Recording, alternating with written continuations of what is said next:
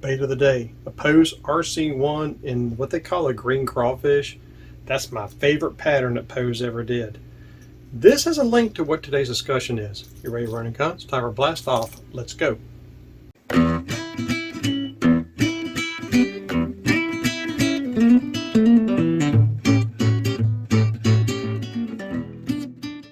Hey guys, Todd here with you. Welcome back to Bassin 101. Yeah, that RC1 was a bad little crankbait when they first come out. I don't know about later on. But today is another Simplify Your Fishing episode, number 27, I think. It's been almost a year since I've done one of these. So it's been a while. But I thought it would be interesting to look back at when I was fishing tournaments as a non-boater and as a boater. And trust me, as a non-boater, I think you probably learn a little bit more of Simplify Your Fishing than you do as a boater. I say that because you're only allowed to take so many rods with you. I mean, you don't want to load the guy's boat down, and you can only take so much tackle with you. Again, you don't want to load the guy's boat down, but you also don't want a lot of stuff sitting in the back of the boat that you're going to trip on the whole entire time if you're not going to use it. So when I was fishing tournaments, I think I learned more as far as what tackle and equipment to have as a non-boater than I did when I fished tournaments out of my own boat. And I kind of narrowed everything down to like 4 rods and reels. As long as I had 3 casting and 1 spinning, I was good. And I kind of translated that to when I was fishing out of my own boat. I kind of stuck with that same premise because I realized that actually worked. It kept a ton of rods on the deck of the boat, which me personally, with all the bill dance I got in me, I trip all over that stuff. I am so graceful. But yeah, as far as tackle, it really makes you narrow everything down. I think I've told you guys this story before. I was fishing a club tournament one time with a buddy of mine who was also my federation partner. And this was the last club I was in. And we were fishing a night tournament. And I decided I was going to take 1 rod and 2 reels.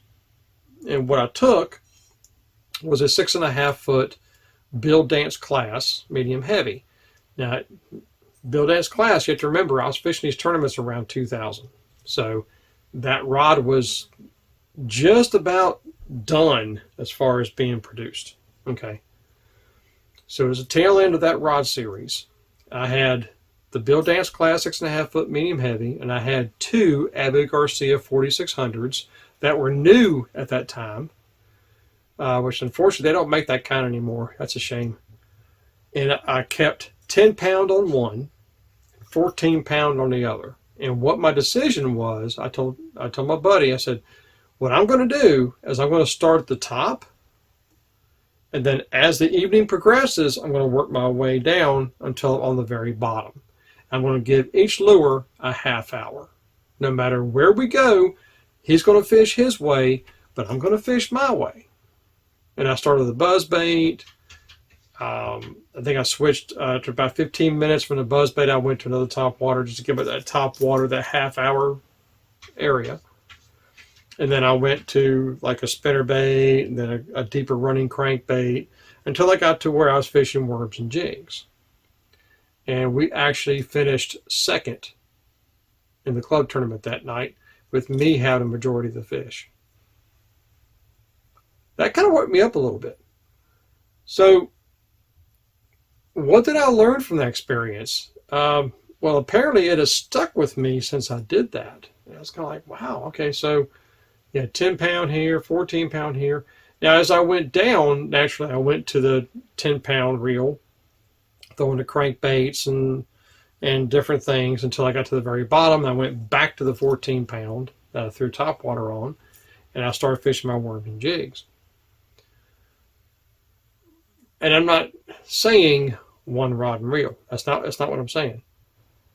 But the lures that I picked taught me a lot, and it has always stuck with me. It always has. So putting everything together, I've debated on boxes, I've debated on bags, I've debated on wraps, I've debated all kinds of stuff. And even though you have a really good idea, until you're on the water and you put this stuff to use, do you start realizing the advantages and the disadvantages?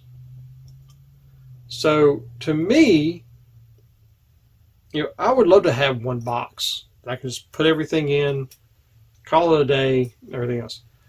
Of course.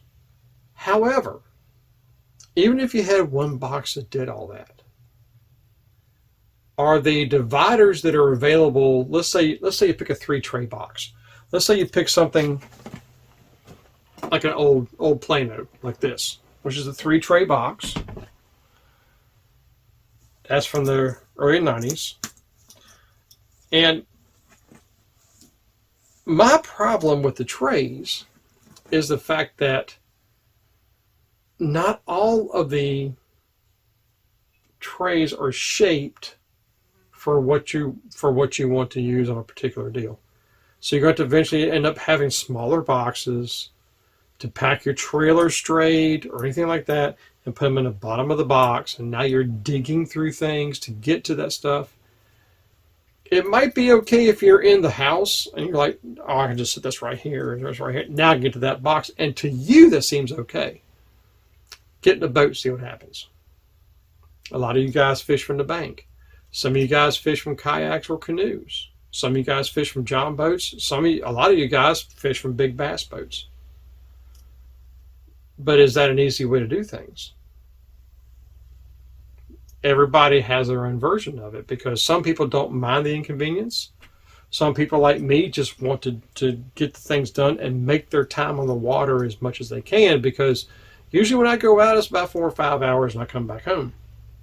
So I want everything to be bam, bam, bam, bam, bam, change, and I make my next cast. I don't want to have to put things back together, and that can be a little aggravating. So I'm kind of debating more on individual boxes for particular tackle.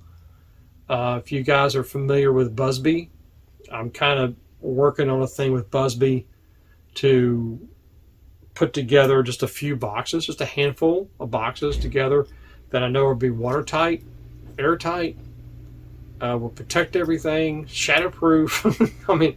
Or I should say Todd-proof. I'm so graceful. But that's some of the things I learned from tournament fishing is you want things to be accessible.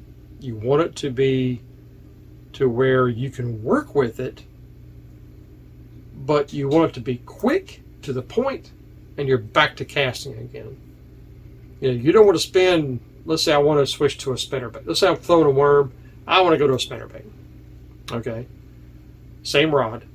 Well, now you got to dig stuff out. All right, so you got it out.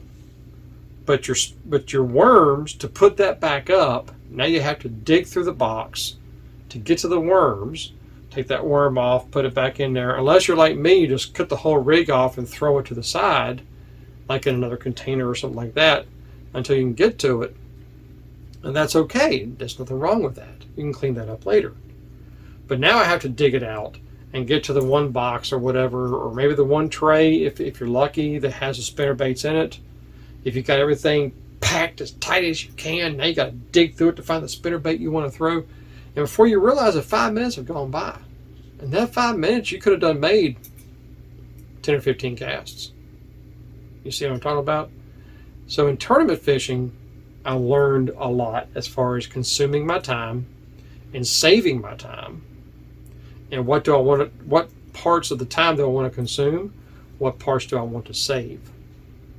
So when you're changing baits and you're changing reels or whatever, that's consuming time. When you're actually casting on the water, that's saving time. Okay, so, and I'm sure some of you guys will probably look at the opposite. Well, saving time is from, saving your time, and as far as tackle, and consuming is when you're casting. And I agree with that too. But tournament fishing taught me a lot about what rods and reels I want to throw, what kind of line I want to throw, what is my strong points.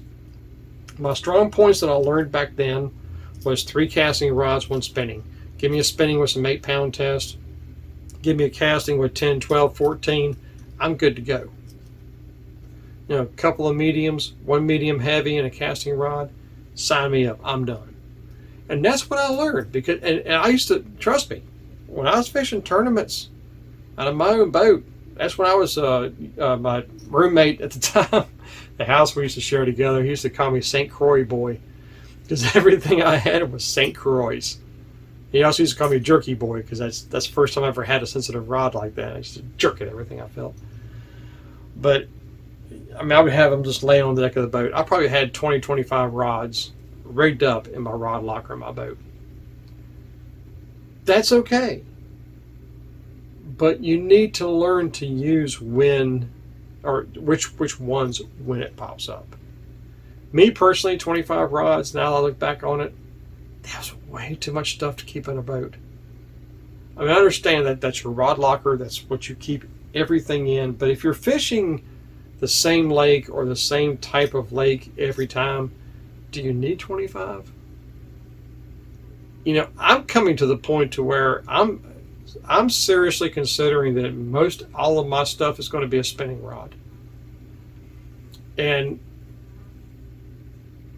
I had to put that in mind, because with a spinning rod, most of the stuff that I fished, I'm getting ready to fish out of a john boat. I've been fishing out of a canoe and a kayak for a long time.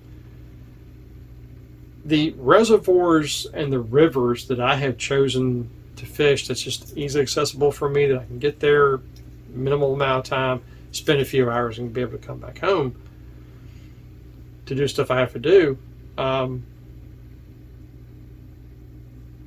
A lot of it's clear water, some of it's deep water, and a lot of it is just finesse type of fishing.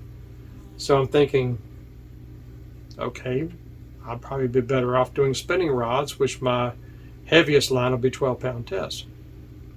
So but I draw that information from the tournaments I used to fish. Because again, 4 rods. Now granted, I'm doing spinning versus casting and spinning, but you learn. And the best thing to do when you are putting together your simplified fishing is to think of what you've done in the past. Even if you've never fished tournaments, you don't have to fish tournaments to put a simplified system together. You don't.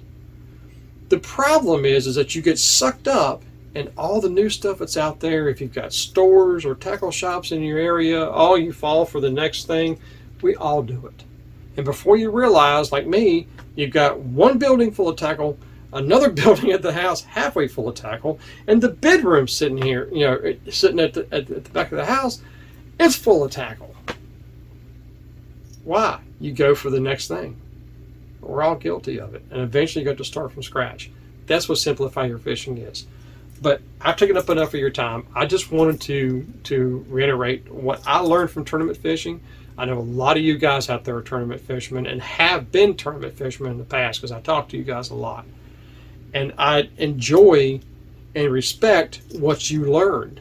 So I love hearing about it. So if you guys want to send me emails, my email is on the description, or you can send me a comment. I want to learn I want to know what you guys have learned, because I can use that in my own deals, because I can, take what you say and apply it to what I do now, and I can learn from that. Hopefully you guys can learn from this. But that's all I've got today, guys. Taking up enough of your time. So until next time, remember, new techniques are trendy, but bass never change. May the Father bless you, keep in Yeshua's name, and as always, fish on.